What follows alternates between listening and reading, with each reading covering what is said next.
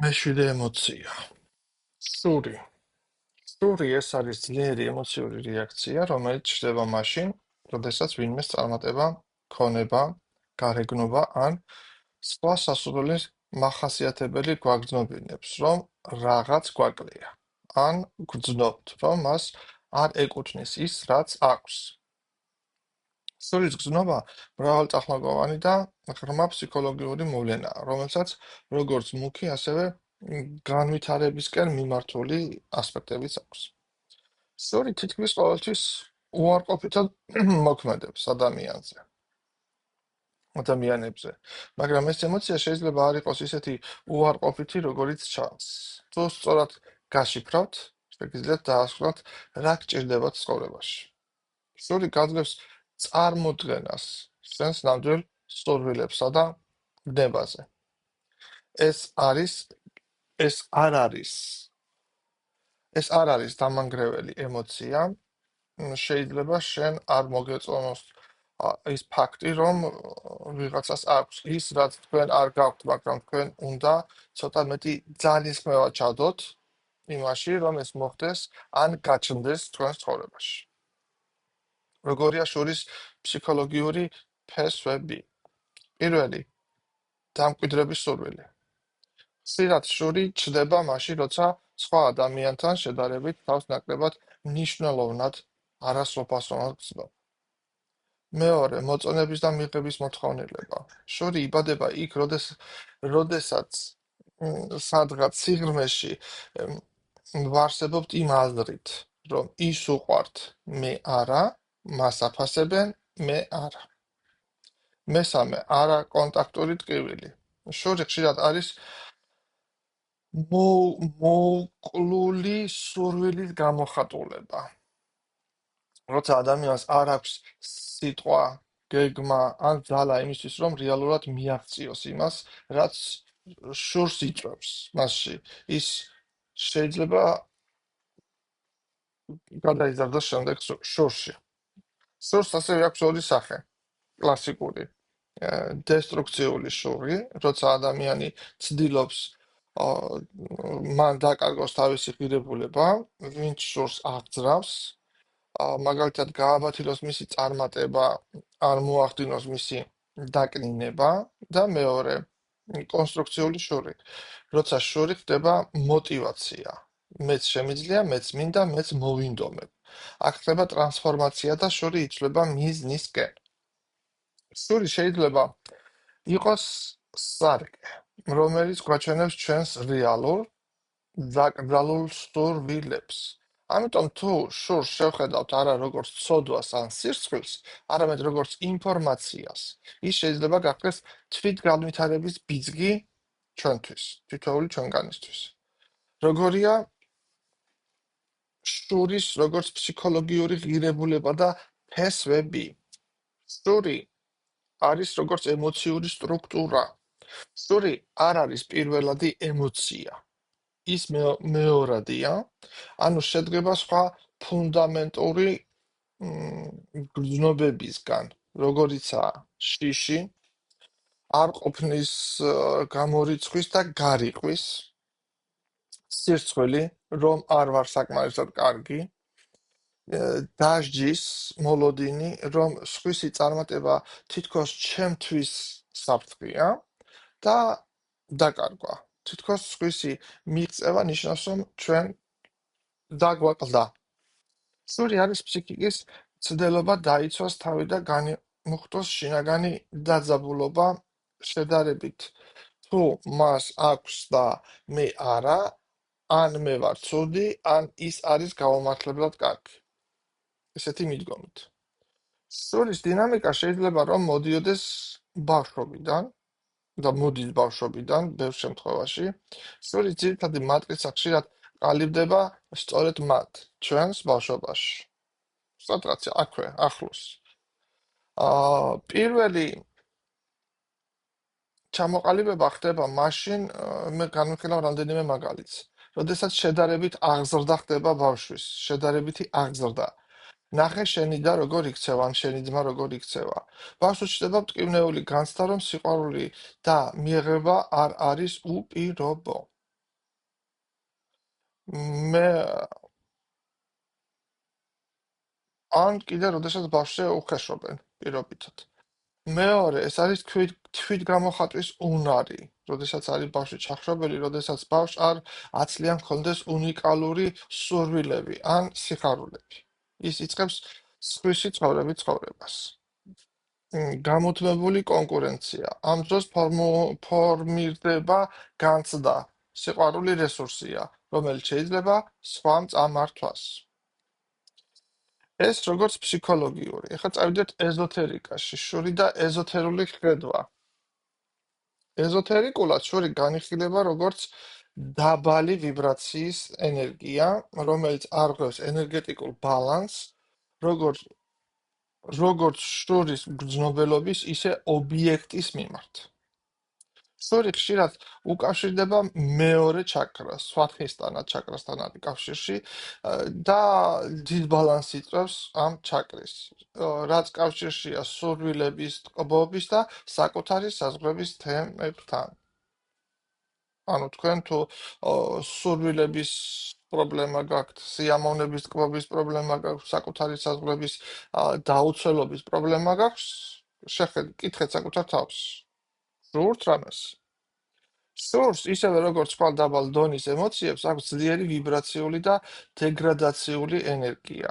რადგან ამ დროს, როდესაც ადამიანი არის მუდმივად შურის მდგომარეობაში, ხდება შემდეგი: ენერგიის გაჟონა და ბლოკირება. როცა ადამიანი შურს განიცდის, მისი ენერგია მიედინება გარეთ, სხვისკენ. ეს ქმნის შინაგან ვაკუუმს, დაკარგულ ყურადღებას და რაღაც გაურკვეველ ძალას. სური ხშირად ბლოკავს სხვადასხვა ჩაკრასაც. სვადჰისტანა, უკვე როგორც ვთქვით, მეორე, სურვილის, სიამოვნების და ტოლბის ჩაკრა. მესამე, მანიპურა, საკუთარი ძალის, ნების თვითშეფასების ცენტრი, მესამე კუჭის ჩაკრასაც ეძახიან და მეოთხე, ანაჰატა, როცა შური სიყვარულის მტრად იქცევა. მეორე, მესამე, მეოთხე ჩაკრაზე ახდენს ეს ნეგატიური ემოცია გავლენას და პირდაპირ კავშირშია ჩვენს წარმატებასთან, ბარაქასთან, სიყვარულთან, სიამოვნების მიღებასთან. როგორია შურის ენერგეტიკული ბრუნვა და კარმული ეფექტი? შურის ნეგატიურად გამოთქმა ან თუნდაც ჩახშობა, ესეთი დაბოღმა გამოუთქმელი შური ხშირად ბუმერანგივით მუშაობს. რასაც სხვის მიმართ შურით ვუშვებთ, თუნდაც ფიქრით ან სიტყვიერად, ის ვიბრაცია ბრუნდება ჩვენსავე ენერგეტიკულ ველზე და იწვევს კიდე ეს სხვა რაღაცეებს, საკუთარი გზის დაბინდვას, ცხადი მიზნები ქრება, ემოციური გაქრება, მადლიერება და კმაყოფილების შეგრძნება, ხანძლივი პერსპექტივით ვითარდება ფსიქოსომატური სიმპტომები. როდესაც მუდმივად ხარ შურის მდგომარეობაში, სწორედ მაშინ იწყება ფსიქოსომატური სიმპტომები, რომელიც შეიძლება გადავიდეს სერიოზულ დაავადებებში და მათ შორის სიმსივნეშიც. მაგრამ აქ არის კიდევ ერთი უკიდურესობა.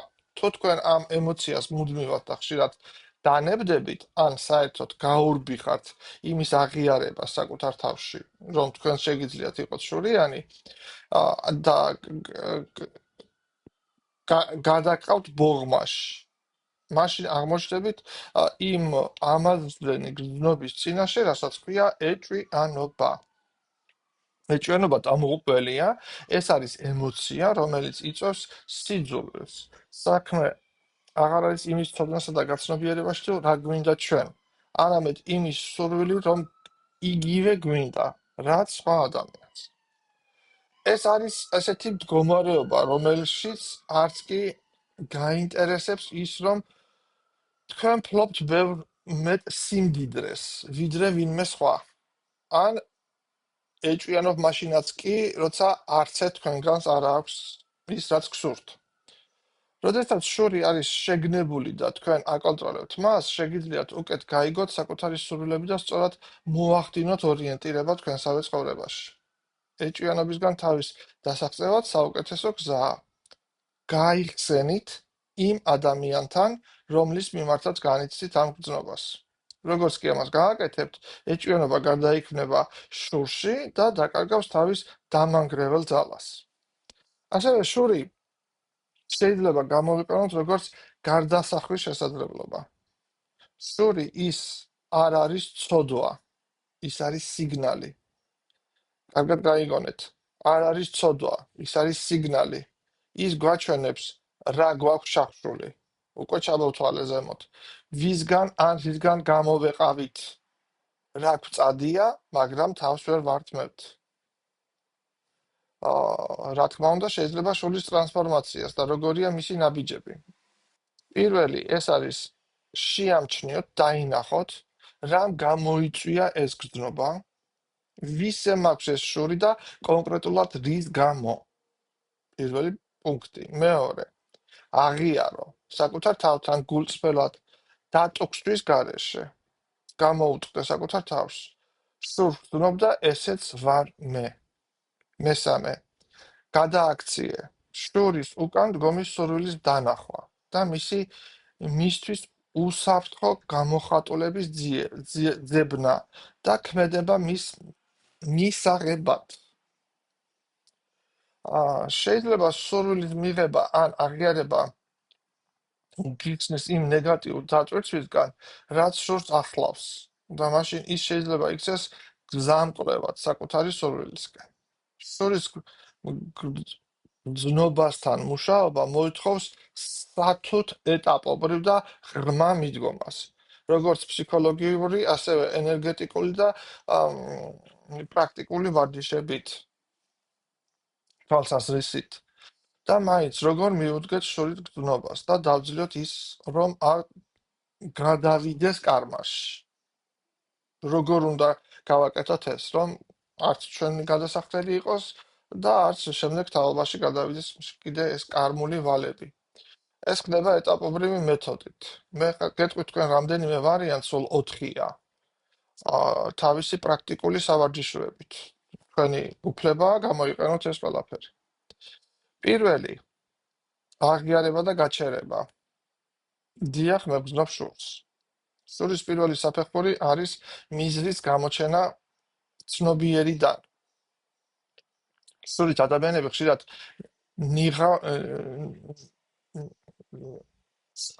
შურში ყოფნით ადამიანების შური ხშირად ადამიანების არის ნიღბავს საკუთარ თავს.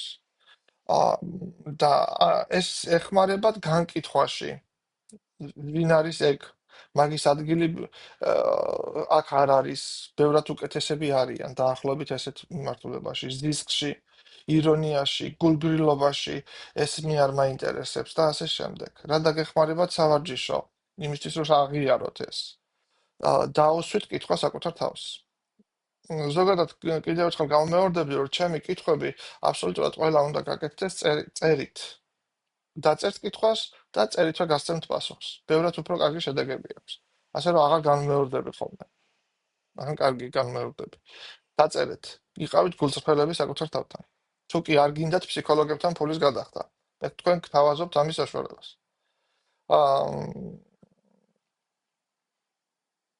დაუსვით კითხვა საკუთარ თავს. იმისთვის რომ აღიარება გააკეთოთ. პირველი სავარჯიშო. ვინ მაფორიაქებს? ვისი წარმატება, სილამაზე, მდგომარეობა მაღიზიანებს? რა მტკივა ამაში? ეს სულ ორი კითხვა. ვინ მაფორიაქებს? ვისი წარმატება, სილამაზე, მდგომარეობა მაღიზიანებს? რა მტკივა ამაში?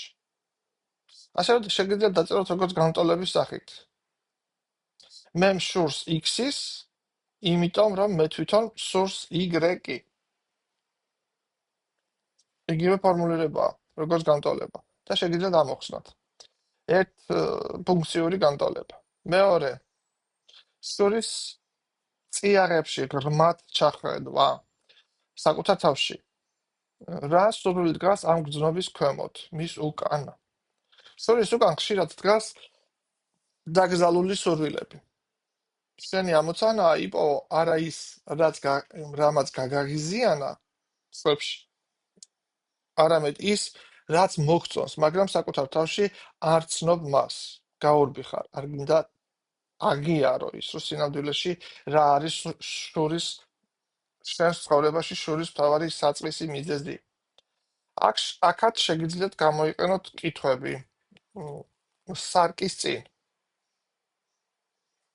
კითხოთ საკუთარ თავს. ეს კითხვებია, რა აქვს მას, რაც თითქოს მე ვერ მაქვს? პირველი კითხვა. რა აქვს მას, რაც თითქოს მე ვერ მაქვს? რაზე ვიტყოდი გულსფერად მეც მინდა? შეეცადეთ კიდე რომ კითხვები ზუსტად იგივე სიტყვებით გაიმეოროთ, როგორც მე ვამბობ. არ ჩაანაცვლოთ არაფერი და არ დაამატოთ. რას ვითბენ სხვისგან, რასაც საკუთარ თავს არ ვრთავნებას? ამ შემთხვევაში სამი კითხვაა.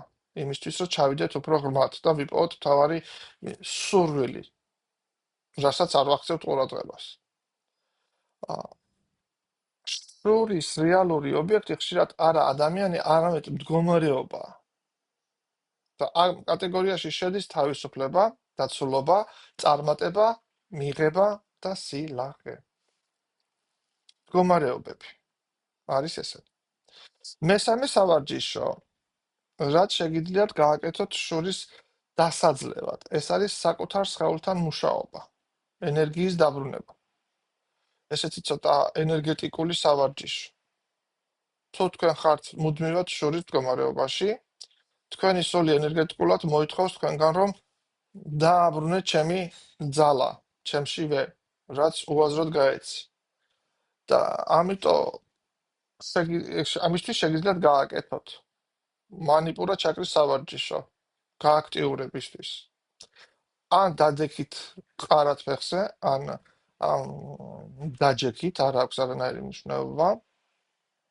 ხელი დაიდეთ მუცელზე, მუცლის ზონაში, ხელები ხელი და წარმოიდგინეთ ესეთ წარმოსახვაში, მუცლის ზონაში წარმოსახვაში ბზინავი ოქროსფერი ბურთი, ესეთი ბზის პიქსი დაახლოებით. ამოისუნთქე ესეთი თუკი იპოვით ზემოთ ორი სავარჯიშოდან ობიექტს, შურის ობიექტისკენ, ვიზუალიზაციას ვაკეთებთ ამით ყველაფრის, გადაცემა ენერგია და ჩაისუნთქევ ისევ შენი ძალა უკან და ამ დროს უნდა თქვათ ვაბრუნებ ჩემს ენერგიას ჩემში, ის ჩემია, მე მაქვს უფლება მქონდეს ეს ემოცია. მარტივია ძალიან. შეგიძლია გამოიყენოთ ასევე ენერგეტიკული მანტრა მედიტაციის დროს მანიპურას ვიბრაციების გასააქტიურებლად. რამ მანტრა რამ. მეოთხე ნაბიჯი, რაც შეგიძლიათ გააკეთოთ, ეს არის ინტეგრაცია, მადლიერება და არჩევანი. შურის ტრანსფორმაციის ბოლო ეტაპია. საკუთარი ძალისადმი მადლიერება და გზის არჩევა. ეს პრაქტიკა დაგეხმარებათ შემდეგი ამაში დაგეხმარებათ შემდეგი სავარჯიშო. უნდა დაწეროთ 3 პუნქტი, 3 კითხვა, 3 პუნქტი. პირველი, რისთვის ვარ უკვე მადლიერი ჩემს გზაზე? რა მინდა ვიღონო იმ მიმართულებით, რაც მაწუხებდა შურით? მეორე და მესამე, როგორ დავჭე საკუთარ ტემპში სხვისი გზის დაკნინების გარეშე? როგორ დავჭე საკუთარ ტემპში სხვისი გზის დაკნინების გარეშე? გაეცით გულსფრად კითხვები ამ პასუხს და რაც მთავარია შემდეგ იმოქმედეთ. შურის მიმართ მიდგომა არ უნდა იყოს მორალიზება ან ჩახშობა ამ ემოციის.